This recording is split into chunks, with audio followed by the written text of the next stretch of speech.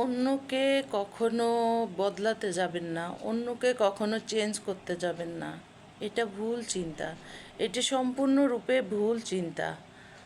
তো অন্যকে কখনো চেঞ্জ করা যায় না, অন্যকে কখনো বদলানো যায় না। কোনো মানুষকে আপনি আপনার মনের মতো করে তৈরি করতে পারবেন না, এটা পসিবল না।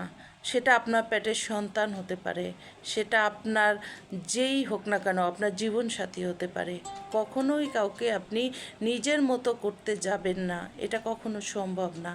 ইভেন আপনিও নিজের দিকে তাকিয়ে দেখেন যে আপনি আপনার মনের মতো কিনা, আপনি আপনার মনের মতো কতটুকু, কয় পার্সেন্ট।